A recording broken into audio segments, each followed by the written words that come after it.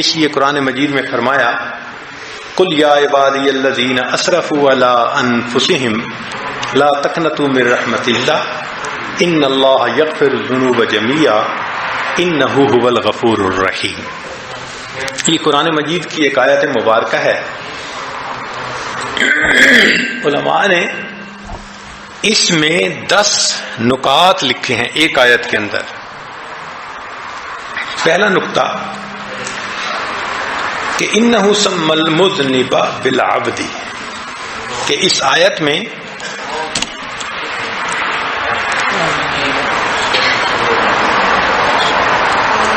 اللہ رب العزت نے گناہگار کو بندے کے نام سے خطاب فرمایا. یعنی گو وہ گناہگار ہے مگر وہ اللہ کی بندگی سے خارج تو نہیں نہ ہوا. تو دیکھو یہ اللہ کی کتنی رحمت ہے.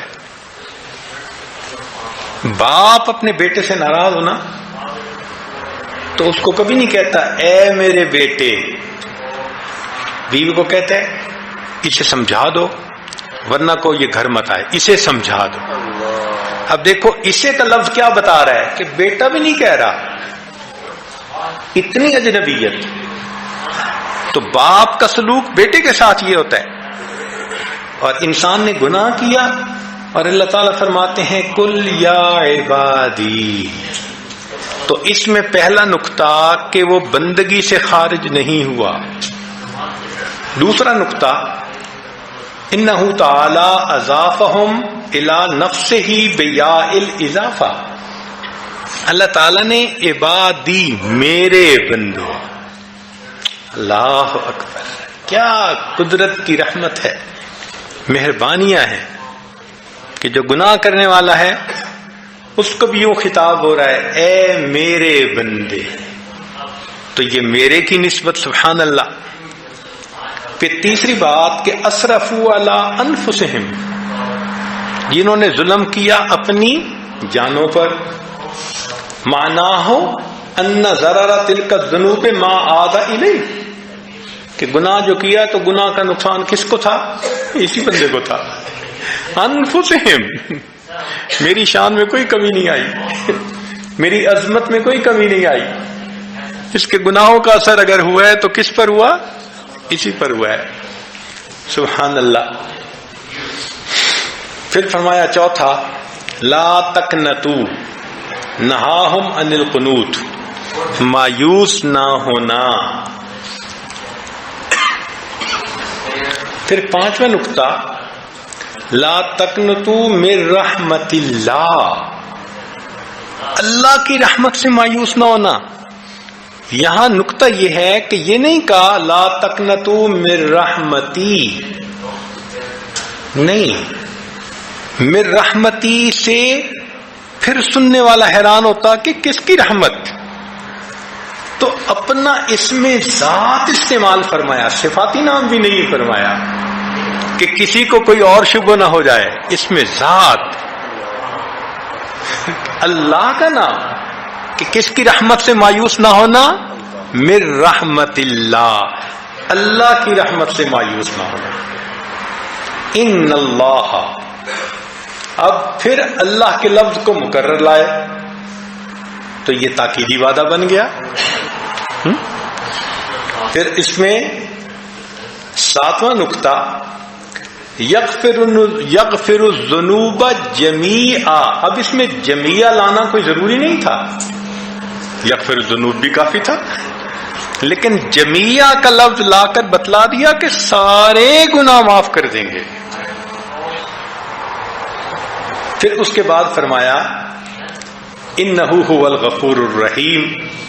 اب غفور بھی اللہ رب العزت کا نام ہے کہ بخشش کرنے والا، مغفرت فرمانے والا، رحیم رحمت کرنے والا. اور انہ ہوا ہے یفید الحصر، اس سے محسوس ہوتا ہے کہ انہ ہو جو کہا گیا کہ اللہ کے سوا نہ کوئی غفور ہے اور نہ کوئی رحیم ہے. حصر ہے اس کے اوپر. ایک آیت کے اندر 10 نکتے ایسے ڈال دیے کہ گناہ گاروں کو امید لگ جائے کہ پروردگار ہمیں یقیناً معاف فرمانا چاہتا ہے۔ اللہ اکبر کبیرہ۔ چنانچہ سالکین کے راستے کا آغاز اور مریدین کا پہلا قدم گناہوں سے سچی توبہ کرنا۔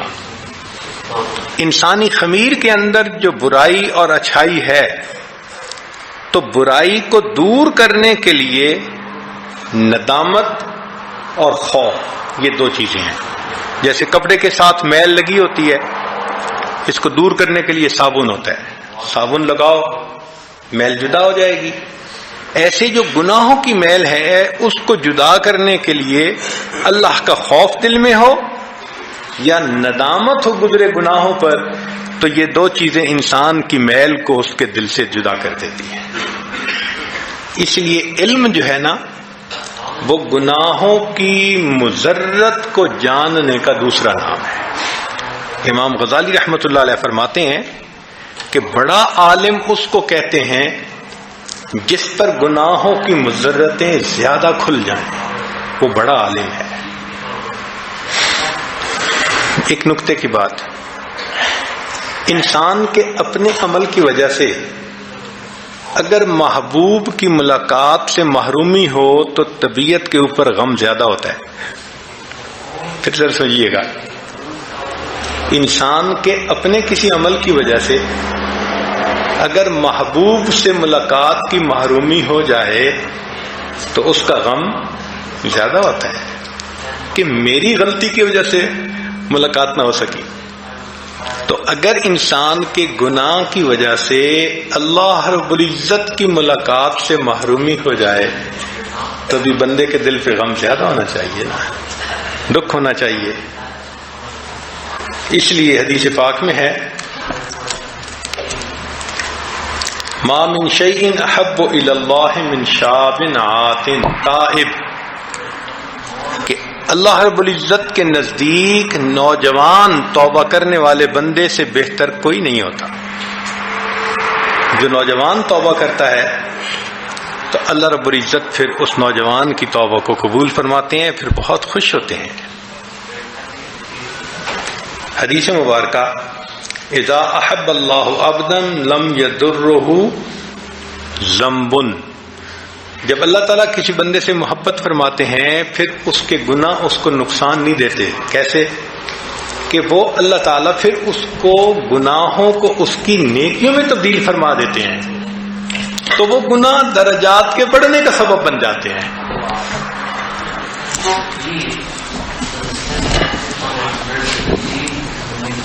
قتادہ رحمۃ اللہ علیہ فرماتے ہیں، ان ھذا القرآن یدلکم علی دائکم و دوائکم، یہ جو قرآن مجید ہے یہ تمہیں بیماری بھی بتاتا ہے اور بیماری کی دوا بھی بتاتا ہے۔